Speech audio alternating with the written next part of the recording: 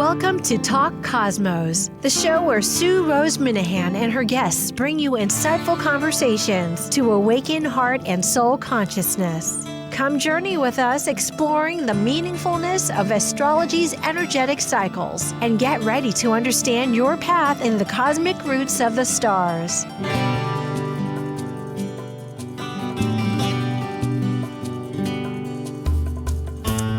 Hi, everybody. I'm Rose Minahan. This is Talk Cosmos. And today is in January the 25th. And we're talking about a really potent subject that is about passion and brings passion. It eludes and it to live passionate life is like ambrosia, the ambrosia of life. Yet passion can, depending on your needs and motivations, and your sense of self and other, can transgress. And Ixion, this particular dwarf planet, exemplifies the need to respect boundaries, our relationship agreements. It's right in everybody's world these days. So we're going to do our best to try to translate feelings and experiences and the current moment on the astrological parts, to understand more greatly how this energy is forging to help us in the long run through the thick and the difficult, which it is, can be extremely that way. Okay, onward. Here we go. Ready for Talk Cosmos. Talk Cosmos engages unique events during the 3rd and 4th weeks of the month, featuring a myriad of new and returning guests. Joining host and founder Rose Minahan, they co-create to explore and contemplate a wide spectrum of potent subjects. Embark on today's topic within our panorama of guests and insights as we welcome the astrologers for this conversation. Hello, hi, here we are, talking about our raw nature of Ixion. Hi, Melissa. Hi, Stu. Thank you for having me here for this difficult conversation. I really appreciate it. I am so mutually thankful that I have someone accepting the hard and the narrow and the deep. But I guess we'll wend our way through it. So we'll get right on this. We're talking about Ixion, the dwarf planet, regarding passion. Melissa Elvira Billington from Brisbane, Australia. And you can find her so easily on Substack, and we'll have a little QR code later that you can get directly with that. So also on YouTube at Melissa Elvira Billington. So Melissa, her Substack is Trust the Longer Journey, which really, you think about that, just spells out life.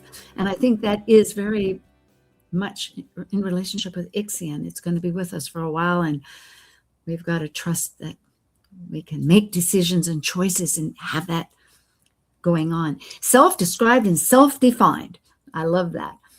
And you are healing and a bridge really between the healing and creative to science, because Melissa just finished her university Masters. Yes, her master's at the Queensland, Brisbane, University of Queensland in Brisbane, Australia, and probably going to work on a PhD. But in the meantime, you're managing editor podcast for Science Right Now. Yes, just beginning. So that's a direct bridge between creativity and science, which I'm looking forward to. It's such manifestation. And also an artist of many regards. So do check out some of these performances. So I thank you. And a yoga teacher, which traveled around the world. This is a big part. And an author. I'm skipping over some of this, but you were a co-teacher with Alan Clay, Dwarf Planet University, and wrote several books with him, Hamea and Maki, which we've worked on before. Myself, Talk Cosmos, I'm a consultant reader. Yes, I read. And a writer. Oh boy.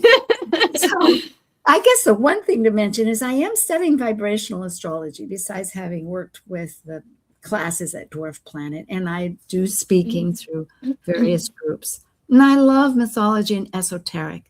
And I've studied music a great deal. Let's dive into Ixion. Ixion. Now, in the universe, perhaps you can tell us too, Yes. but whatever comes to mind, Amanda, Melissa. That's an M word. No, right. No, it's not. Go ahead. I'll settle down. Yeah, so much we're here. Okay, so we want to dive into the mythology. It's difficult. It's a It difficult is because, story. first of all, Ixion immediately violated social grace, you could put it, social standards, and they're not just standards. Today, we may think of them as very, in that world, thousands of years ago, people had to live by the word of their social conducts, and the bride price was one of them. This is, pre-Greek times, actually, and he just refused to pay for it, and so his father-in-law stole his horses, and Ixion, not having such any kind of emotional morality, as it turns out, had a lot of vengeance and invited him for a celebration and threw him into a fire and killed him. Well, that, besides being morally wrong, it also violated a code of standards called Xenia, where host and guest hospitality was how the world functioned. You could stay the night, get fed, take a bath, sleep, and the next day find out and go on your way. But that's a social customs. Go ahead. Yes. Well, you referred to that just at the start in terms of that social construct that we don't have a word for. We might call it hospitality, but that the fact that there's a word, I'm assuming Xenia is a Greek word as opposed to Roman. The Romans kind of took off on the Greeks and had their own names for gods and goddesses. So a word for that sacred contract of welcoming somebody who's traveling into your home and taking care of them long enough for them to refuel and then, as you said, head back on their way. So without that societal contract and recognition that the person coming into the home is not going to violate the home, and the home is not going to violate the visit, that there's respect on both sides. So I find it significant that when we don't have words for things, we often don't recognize them. We don't know how to talk about them because we don't have words for them. So being able to dig up this word and bring it back into our lexicon, even though we're not speaking Greek, but being able to use the word, there is a way that we can respect one another. Yeah. Well, isn't that true? And it was through Wikipedia, that particular one, because there's quite a bit. They do have some information. As a result, of course, he was ostracized. However, he also didn't receive the rights that the people would have bestowed upon him in order to alleviate his conscience or try to clear him, which is an interesting idea too, that society realized that if you did a wrong, but he stepped out of any kind of authority that was available. So for 10 years, at least, he wandered, ostracized, outlaw. But then Zeus, who we might think of, as I interpret it, as the spiritual contract, offered him, are you ready? In a sense, I don't know if he said that or thought, but I kind of am thinking, Melissa, that in other words, Spirit says, are you ready? Are you ready to redeem yourself? Can you really make a turnaround? Because we put people in prison for this same reason, not to punish. I'm not for just punishment, but I'm rather for give a chance to really review and return to life on a new foot. Well, he didn't. He wanted to take Juno, the wife, and Zeus, when he found out, did a shape-shifting where he made a cloud, and as a result, I forget what they birthed, but at any rate, he latched. That was the end of it. Ixions latched to a spinning wheel, burning for eternity. And Yes. And there was no going back. So, the morality there of when we don't respect those second chances, when we transgress again, there can be no going back. But I also appreciated when you and I were jamming about this, and you were talking about those two instances. The first one was more of a social transgression, and the second one was more of a spiritual. So he transgressed. And how I would understand that is to say that there is no hiding. There is no hiding. Sorry, I'm here in the bush and there are flying creatures around. So, but there's no hiding in the sense of we think we can do wrong, and maybe the justice system is not set up in a way to catch us. Maybe it is. Whether or not anybody catches us, our conscience, our soul level, our spirit level, however you want to word that, cannot be hidden from. Yeah. And this is so true. Also that because life has a second chance if given the right opportunity and time, there is that possibility, but yet some by totally ignoring, refusing, unwilling to even have any retrospect of trying to shift their focus, their inner self, because it's not just memorizing, I'll be a good boy, you write it 100 times on the wall, but really, truly violating, again, totally not understanding the conducts of relationships and the boundaries between mutual relationships is the final message. So in a sense, you have to I'm thinking of it like pretty literate, like in this lifetime, a person needs to really make 180 about turn, or else it's like you say, there's no hiding. And why do we even? It's interesting that this word means giving a reason for causes in the etiology. Etiology, I think that's how you say it, causation or origination, because surely it understood. So tell me how this is in relation to Ixion, this. Well, it says that the word is it was in pardon me, thank you for that. Someone said that this myth is, in a sense, the poster child for etiology, for giving a reason for what happens. And I guess I jumped, didn't I? I see. So, well, because that was part of my question for you and in general, like, this is such a difficult myth, and it doesn't seem to me that we can readily jump from the difficult, from the violence, from the transgression to some kind of transcendence. And in the research that I've looked into, Jeremy Neal and has written a good book on Ixion. Ixion is not about transcendence. He's about consequence that restores relationship. And what came to mind when I read that was that I remember a male saying to me, in the context of Me Too, so transgressions against women, and also genocide, so transgressions against Indigenous folk, can't we just, move on? And I was like, no, we cannot just move on.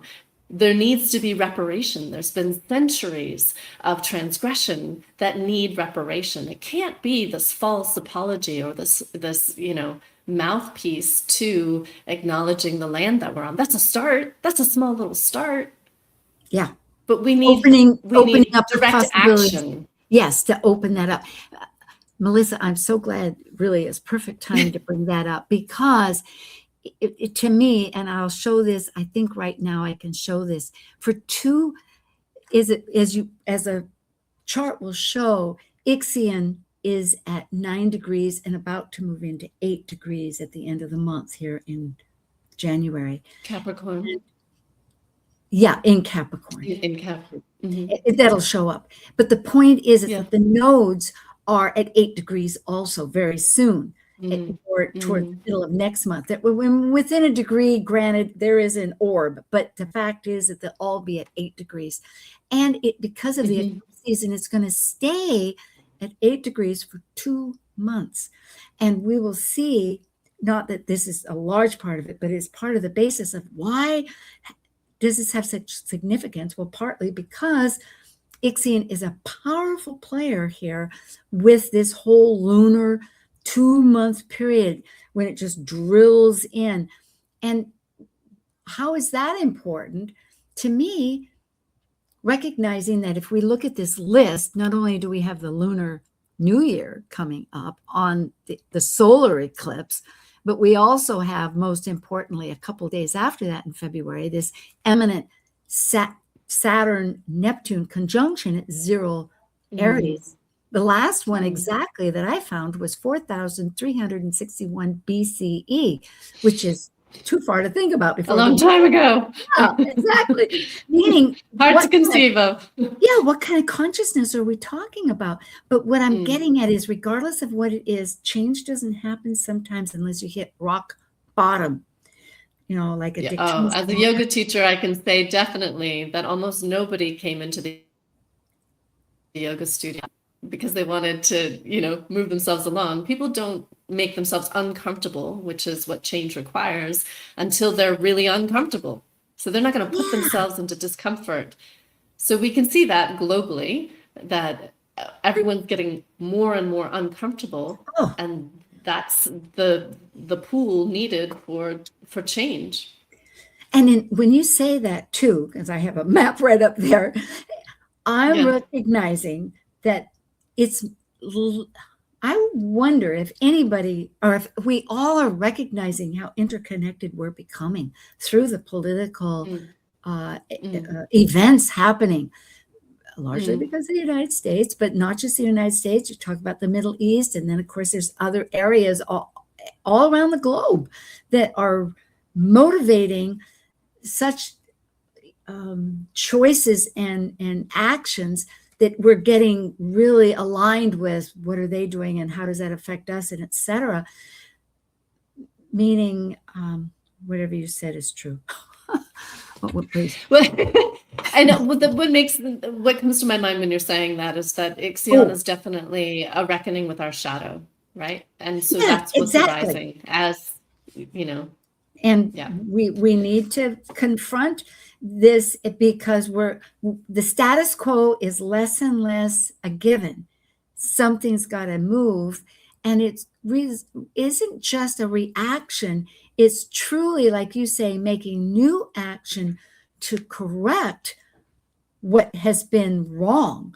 And you could say maybe wrong since 4,361, since the last time it was at 0. We've gone through a whole cycle. It is back at 0 again, but this time 45 minutes instead of 3 minutes. And so it could be that this consciousness change that we have is really bringing in that sacred, which I think Neptune and Saturn are very focused on. But we'll wait and see. That's more.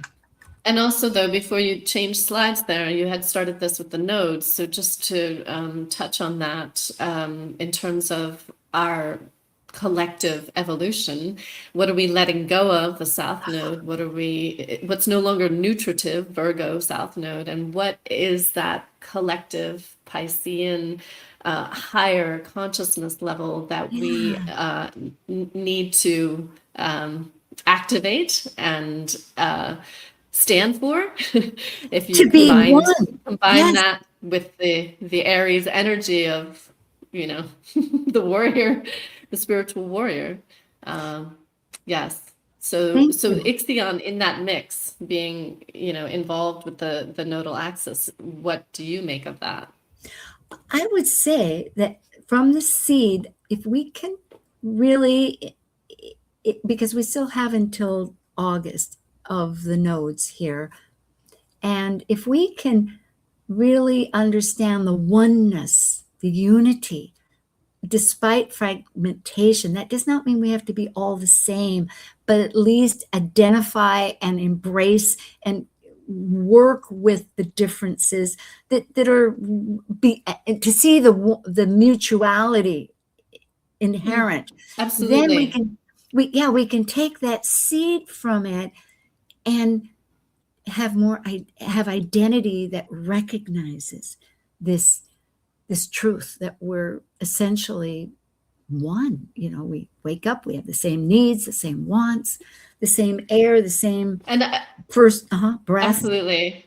And just from like a science perspective, if we were to look out at nature, what we think of as separate from ourselves, which we are nature, but again, we forget that oneness, right? In a wild experience of nature, everything is coexisting.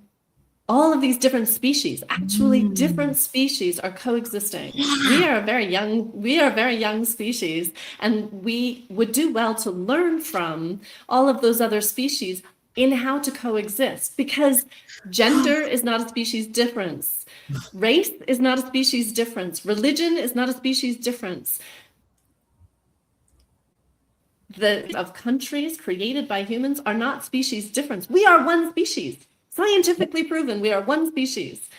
Yeah. And somehow we have not learned well enough from the plants and the animals that surround us all the time, are always teaching us coexistence is the most healthy way to be on this planet. We're more like plants than anything. We need air, water, and we have to walk on the earth, and plants have to somehow, usually, unless you're algae on the water, but have some recognition of a basis. I absolutely love that. Thank you very much. Before we step into 5 minutes, well, we will have a little break, but we have time, because look at this. This is in a few days. You want to look at the chart? I will look at the chart to ground a little bit how this is really working. So we have down here Ixion at 8 degrees Capricorn. It's going to stay in Ixion. Has a long cycle. I don't know how many years, but it's at least 300 and some for its whole cycle. So it's probably, but it's elliptical. So offhand, I'm not sure, but it's going to stay there for many years to come. And Capricorn is about structures and systems and hierarchies and what holds things together, and trusting the longer journey, right? So it's going to take me a long time to get to that mountain peak, but I'm going to go one little hoof at a time. So if we're looking at Ixionic energy of transforming this really difficult energy in our systems, we have a bit of a journey ahead. Truly we do, especially since the whole premise of it. So I would think that with Varuna, that wants sovereignty, because in this business, so it's in Leo too. Yeah, the little eyeball up there. The little eyeball. Yeah. The eye, the all-seeing eye. We need omniscience. We need that recognition of it all being interconnected to be able to see where everything sits. Varuna really waited the right time. It didn't push, Varuna. There's a whole mythology about that. And I think we did talk about it back earlier last year, so people can look at it. But it has to do about our sovereignty in the long run. And medicine. Knowing what's the right medicine. And that because there were 1,000 different medicines, right? There were 1,000 different medicines, yes, and taking the right one at the right time. Yes. Your title was so great. Be Your Best Medicine was our last conversation. So I think this plays in directly with Ixion, is how can we, within the chaos, within the transgressions, within overstepping boundaries and needing to clarify assumptions, all of the Ixionic energy realm, how can we be our best medicine? How can we stay attuned to what keeps us healthy and Because the thing about go ahead. The thing about Ixion is that it isn't something that we necessarily do. It can happen to us. And why, in a part, there is part of Ixion that also asks you to be not just your authentic self, but what is passionate in your life that you need to exude and experience and live. And it's easy for passions if we haven't any idea of how it affects the other person, to just ransack over them. And that is not, as you can see, that gets you in trouble. I mean, it's not going to work. So, but what I'm getting at is that we have a current affair here, especially in the United States and over in Afghanistan for sure, not in Afghanistan, Iran, where the public is vehemently fighting in their defense. And so we have what, maybe there's another side that doesn't see it that way, but there's a definite side that sees it very clearly, that relationship ideas have been exposed irreverently. And I think this shows that consent. Yeah, without consent. This is about consent. Yeah, and interestingly, the sun is right smack dab opposed that Varuna and in between it. So this is what's happening now, and before, and as a getaway, we have about a minute. If we flash forward just during the next month, which is all this is happening, where both planets, here we have the conjunction. And of course, as of the 26th, Neptune is going to move into Aries. So that's just in a couple of days. That's tomorrow. To think of it. Oh, yes. Yeah, it's tomorrow. Yeah. So, but meanwhile, for that conjunction, we have Ixion as a major player.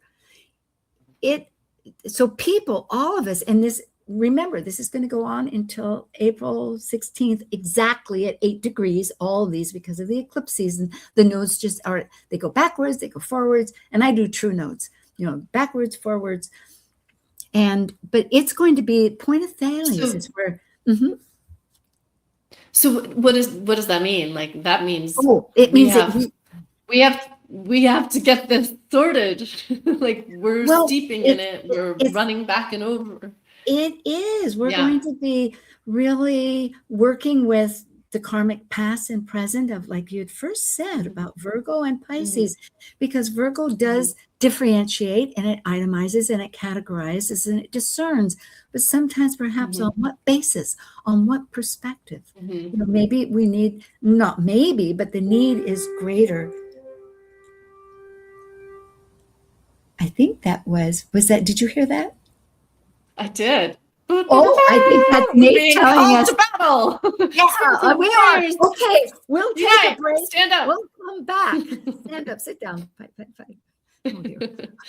Well, that was high school. Sit down. Listen, we don't need any more puppets. Oh, we were going to do a moment of silence. Well, that'll come on next time. We'll see you in just a moment or two. Stay tuned. We're in the deep of it. So are we all, and we're going to get through it. Thank you.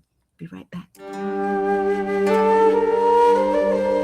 While we take a break from this week's edition of Talk Cosmos, let's take a look at this cycle's archetype. We are currently in the Yang period of Aquarius, ruled modernly by Uranus, and Saturn in traditional astrology by the ancients. By leaving a cycle based on governing structures through both man-made and universal laws, Aquarius breaks established patterns, permitting the energy of freedom, just as its ruling planet Uranus spins on its side and orbits backwards. As a fixed air sign represented by the water bearer pouring the spirit of cosmic energy, Aquarius seeks to find like-minded, intuitively aligned souls to connect in social groups for the elevation and improvement of all. This is psychological astrologer Dr. Laura Todd. Please join me, Michelle Fleming, and Edja Caleb February 21st through the 28th for Evolutionary Training's annual Goddess Awakening Retreat in Playa El Coco, Nicaragua. Enjoy daily yoga, well-being workshops, melt classes, baby sea turtles, and more. To register, go to mythicsky.com. Talk Cosmos ignites insightful conversations to awaken heart and soul consciousness with hour-long programs every Sunday at 1 p.m. Pacific on KKNW. Also available to watch live on the Talk Cosmos YouTube channel and Facebook page. While you're there, make sure you click their like and subscribe buttons so you get the full Talk Cosmos experience. You can listen to earlier podcasts since 2018, either on most podcast carriers or under the video tab on Talk Cosmos YouTube. To join our expedition and find out about upcoming programs, sign up for the newsletter at talkcosmos.com and launch your week into the cosmic wonder. This is Martha Norwalk, every Sunday morning beginning at 9 a.m. Thanks in part to Natasha Venter at intuitiveclarifications.com, we cover the world of animals. This week, January 25th, it's an encore presentation. Tune in to hear Best Practitioner Linda Rasmussen's first solo flight here on Animal World. She helped callers and their animal friends with energy balancing, and you can receive a surrogate healing just by listening and following along with her instructions. Martha Norwalk's Animal World, Sunday morning, 9 a.m. to noon, right here on Alternative Talk, AM 1150. Alternative Talk 1150. It's good for what ails you. This statement has not been evaluated by the FDA. Okay, we are back. Well, looking at this, it's where Ixion can actually be working in a flow and a connection. Now, flows and connections can be negative or positive, just depending, but it is an active ingredient. Usually you think of it as a resolution between an opposition, but here we have the nodes. So it's really like, how are we going to form this? So it's a strong player. And with the yod, that's where there's adjustments. It's like here, the sovereignty, what makes, and I think for myself, I see it like, how can we correct, as you were saying, with the full actions to make the relationship sacred, because it is that contract, that sacred contract that we have with divinity, with people, with the integrity of life. And what I'm sorry to interrupt you. No, that's what I'm it. seeing there, right on what you're saying, is Ixion opposite Jupiter up there in the 11th house. Yes. In Cancer. So, it's such a great place for Jupiter to be. And to me, that is about an expansion of our contract of care, our contract of care for our planet, which gives us everything. Everything that we possibly need is from our Earth, and within our Earth, within one another, within all beings. So having that opposite Ixion there seems to me quite significant in this configuration. I love that. Jupiter, if you think of it in mythology, of the sky, and now in Cancer, of the home. So our philosophy, our beliefs, excellent. And the sacred home. Yeah, we have questions, and we'll bring these up because it is really respect for this, our personal space where we've overstepped to get to our passion. But let's bring those up, and that you brought up too. The can't hide, and the passion, grieving and regret. Maybe you have a couple of words about that before I know. I do, sure. Passion, of course, I love etymology, the roots of words. So immediately I can feel my passion on this topic, and in the world in general right now, I can feel my passion to stand up for and no longer stand for certain things, but to stand up for care and respect. But passion as a word, interestingly enough, is not that old of a word as far as I can tell etymologically, but it means to endure, to undergo experience. And so it's often associated with the passion of Christ, right? So it's, and that marcation, history is from 1200. So as a word, it's not necessarily that old. As it went forward in time to 1600s to our time, it's more about, feeling passionate, having a drive, moving forward with particular energy. But I'm really intrigued by that, to endure, because these are some times that we're having to endure, to undergo experience in order to know what is our passion. What are we going to stand up for? What are we no longer willing to stand for? And that passion gives some kind of a joy. It isn't joy like, oh, I'm always, joy is a kinetic fuel that empowers, I think, the passion of something. Well, thank you for all of that. Yeah, and in fact, just on there, go ahead. No. You were going to say? I forget. Go ahead. Grieve and regret. We had that on there, and so I think that's part of that reconciliation, the reparations that we can't because one of the working titles of our conversation was No Regrets, right? And I was like, Oh, yes. I don't know about that, because I feel like we can't just skip over. We can't transcend. We have to address where the Yeah. grief is. We have to address where we went wrong and what those regrets are in order I- to clear the slate. I think they're like a triad. I've given a lot of thought to that because I think, perhaps, I hope, that to have passion, if one grieves through regret, it's going through all that you can have your passion. Is that making sense? And it does make sense. And I feel that as somebody who has cried a lot, and I would hope we all have the capacity and the vulnerability, the willingness to say that we grieve and that we cry. But what I don't see is authentic grief in our culture. I don't Not see much, people being no. willing to, there's a lot of, there's a lot of this energy, there's a lot of battling, there's a lot of like standing up bolstered. But what about the vulnerability? What about the grief? There's value in that. I've wondered about that as the world is, with all the world news and with the horrible things that are going on with Ukraine and Gaza, that we've all been looking at. And the United States. Well, I know, and we'll come to that, but I'm just saying what I'm trying to say, Yes. that I have been thinking for 3 years, since Ukraine has been in our news for 3 years, and then Gaza for the last, year and a half, or so, more than 2. 2 years, yeah. But it got resolved, I mean, kind of, but not really. So the point is that I see people being filmed that are deeply in grief, and it's made me realize we don't ever show that so much here in the United States. People feel it, certainly, but it's not the same, and it's not publicly perhaps displayed there where man, woman, child, whomever it is can feel deeply. Let's have now that moment of silence that you were going to bring up for the situation in the United States, however it may rest, and go. Yes.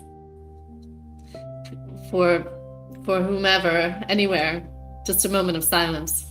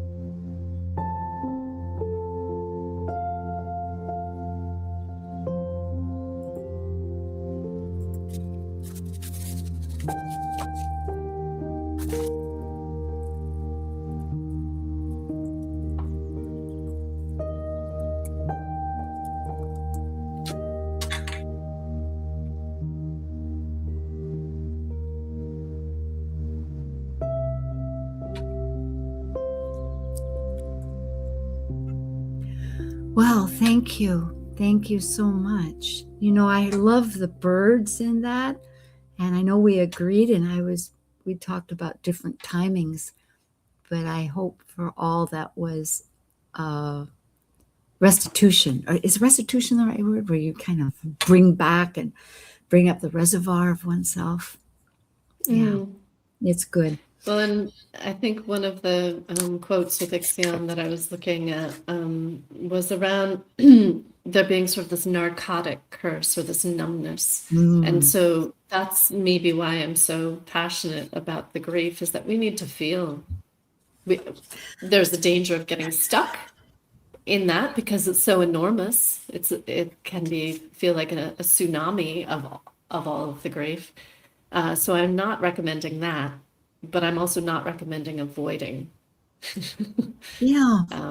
Pretending as if things have not happened that have. Yep. That do. We'll talk about that. At this moment, I always bring up again how to contact about ourselves. So Melissa's at the Substack, Melissa Elvira Billington. And tell us briefly about your 12 days of embodied consciousness so that people can perhaps use this energy towards just before, I think, the conjunction, or just during at the very end. Yeah, so it's going from, it's encompassing some pretty big events in there in terms of the conjunction of Neptune and Saturn in Aries at 0 degrees, but also the Chinese New Year. So I always say, never stop starting. Any opportunity, start again. An eclipse, an Aries sun. The solar eclipse. And the eclipse is in there as well.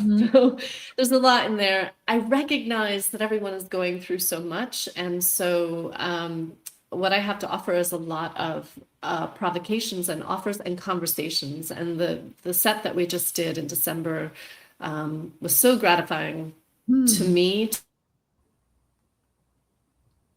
to have those kinds of were involved also seem to gain quite a bit from something as simple as what you and I are doing, which is having a conversation about some of these difficult topics. The 12 days are the 12 signs of the zodiac. So each day is allowing us to dive into that archetype or energy. It'll be potent.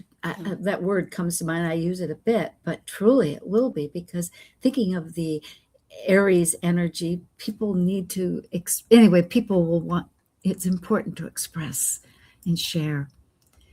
This is where Melissa has Trust the Longer Journey, and there's a QR code here, and there'll be also on the next one for her blog. And here you can either look at that now or go back to our recording and capture that. So if anyone's interested in joining the 12 days, then contact me that way. Yes. Thanks, Sue. Yes, I hope. Wonderful. It's giving to people. It's back and forth. So next week will be Saturn and Neptune at 0 degrees Aries. And I have Stormy Grace joining with Laura Tad and myself. Legacy Transit, which will be exciting. And these are a few others that we did. We just did one last week with Man's Search for Meaning with Viktor Frankl. And of course, here's the one with Melissa and I, Be Your Best Medicine, that we were talking about. And then the Venus Star Point, there's heaps in here. And Laura Tad has a moon journal, which is helpful to, you might be interested in. You can go to Mythic Sky about that. Let's talk about what this means. It's morally murky. We have this 2-month process of transformation to make positive irreverence sacred.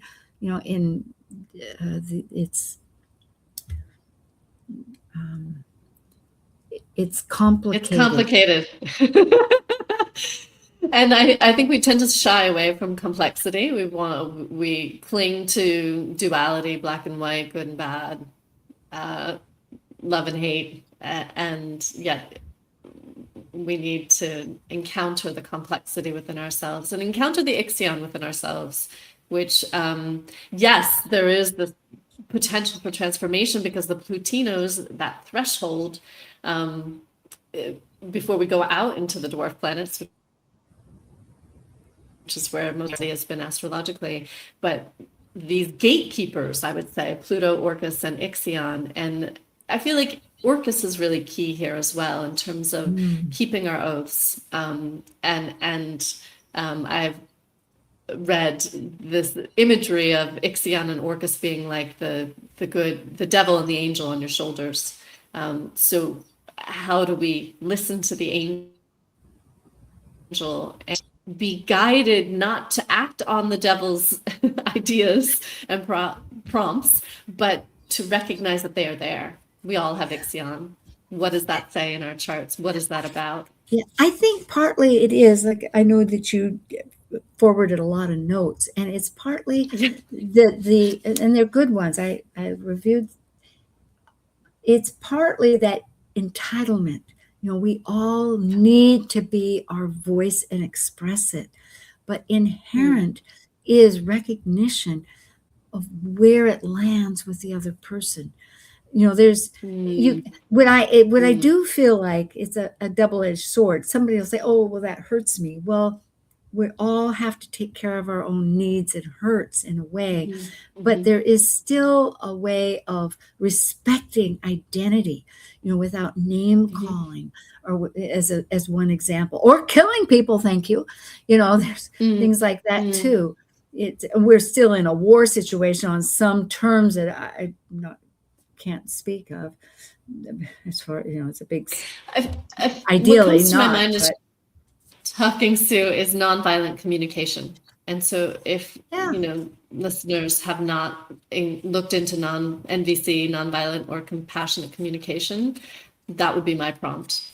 Because inherent in that structure or that approach is consent, is asking, would you be willing? Yes.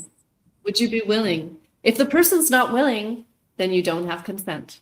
Would you be willing to have a conversation about this? And that's true with fixing. The thing about Virgo, we all have pros and cons, and I can speak, I have plenty of it myself. I know you do too. And one of the things about Virgo is we can fix, it's capable. It sees where things are in disrepair, and maybe climate is one example with a roof, or maybe a person's clothing or cleaning or whatever it is. But ultimately, to be a healer, one needs to fix where one's been asked to fix, to heal. It's the same idea. Yeah. So to just first, enter do no in, harm. I mean, you can see exactly, do no harm. And first, you do can no harm. See that someone needs help, and then you can ask. You say, I recognize that this might be is this something I can do? Or how would this help? How could I be helpful here?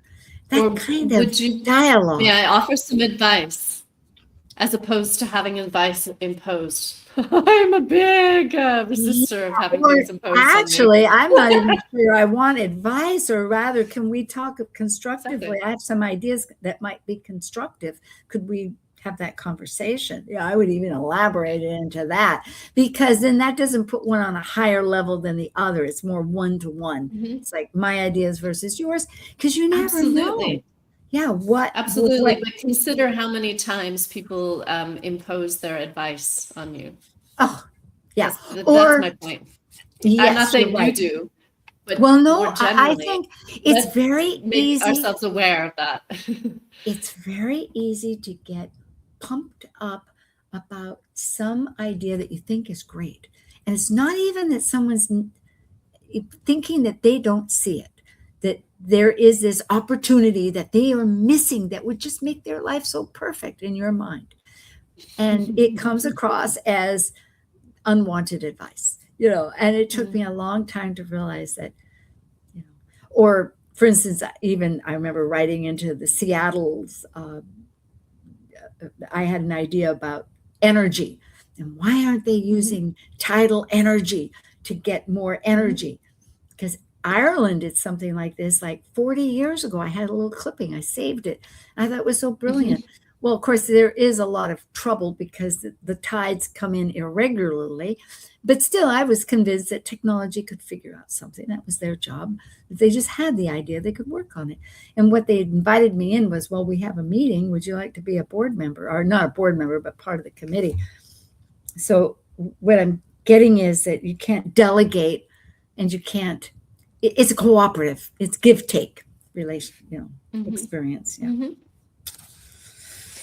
Just because this is something that I realized pretty young, but I still struggle with. I still have to be mindful of, is that just because I can see something does not mean the other person is ready or willing to also see it or have me point it out. Yeah. I like this, what you've brought up about the oath, because I'm hoping that if we're enduring this long extended 2 months tight 8-degree interconnection between all these events that are impacting people in various ways. It's as above, so below, or as above, so below, back and forth. That we're being pummeled in different ways to realize what we've been addicted to as attachments, some ideas, some perspective, some conditioning that's outdated, outmolded, archaic, and crumbling and doing detriment. And it's only when you hit rock bottom in some kind of an addiction, and any attachment can be an addiction, and addictions to status quo or relationships of hierarchy versus, I think Ixion in a very crude way is making us stand up to realizing how, with our sovereignty, how can we have some very Ixionic characters in the world today. And so that is a reflection for us to recognize the Ixion within ourselves. But I just wanted to comment on what you said about rock bottom. My experience with that has been very supported by Buddhist principle of hitting rock bottom is very difficult for the egoic self. And this is again where I talk about the Plutino threshold we have a psychological threshold here to move up and out from, but it's perfect ground. It's exactly the place we need to be for our samsaric self, for the bigger picture, beyond the personality, beyond the, if you want to say this life, but the soul's journey across lifetimes, if you want to look into that in any way. But just to go beyond the ego, rock bottom is very hard. Oh, poor me. But for the to give bigger, up that whole it's the place that we need attachment. to be for those attachments. Exactly. Yeah. It is. Yeah. So there is a greater picture of it. Very true. I think there's much that always evolves out of, I'm looking at some notes here, but that evolves out of Ixion, because our passion, we could talk about passion. That would be a great way to Conclude. sign off in the next, because passions emote emotion, and it's true, one can get so excited. Like we had that moment of calm before we started, and then we also had it during our program, and I felt it just when the good news about that was, as you were just bringing up what you just said, and I thought, a sense of support. But passion lived is key. What would be ingredients for passion? How do we? Well, I mean, I may not be directly answering your question here, but Good. just That's kind okay. of stepping back to what we were saying about rock bottom and attachments, and that one of the quotes from Jeremy Neal's book is that we must be content to be ordinary, lest we be narcissistic. And narcissism has been a big thing that we've been aware of in recent years, right? And we see it writ bold in the world. So ordinary does not mean that we are not ourselves. Accept ourselves within, like a blade of grass. Imagine one blade of grass being narcissistic. It's part of the whole field. We are part of the whole field of humanity. I am the only one who can be myself. But it's a balance, it's a dance, a dancing, right? It's a verb, because taken too far, it's narcissism or vanity, and not taken far enough, it's another form of vanity, or it's, neglecting one's potential to shine. And to That's offer, true. To offer from oneself. And I Because feel like that's what passion is. We're offering from ourselves, and I can't offer your brilliance. Only you can offer your brilliance. Only you can be passionate about what the mixture, the alchemical, formula that is you. Yeah. And such as yourself, which is bridging. I love how you phrase it, between science, art, metaphysics, nature. And this is the beauty, is Really? Ixion. We are a duality, we are a combination of nature and humanity, if one can say, and the cosmos of consciousness. As I within, think- so without. Yeah, As above, so below. it shall be. We will manage. So without naming is good if we can then bridge and Wake reach. up. Yeah. Wake up. have Wake a up. soft Come out of the numbness. Acknowledge the grief. Connect to the look passion. forward and empowerment to all of your path of passion. Thank you. Thank you for joining this vibrant and insightful conversation on Talk Cosmos, the show where Rose Minahan and her guests awaken consciousness by connecting heart and soul consciousness patterns with astrology's energetic cycles. Be sure to tune in next week, same time, same place, to continue your journey through the roots of the cosmic pathway.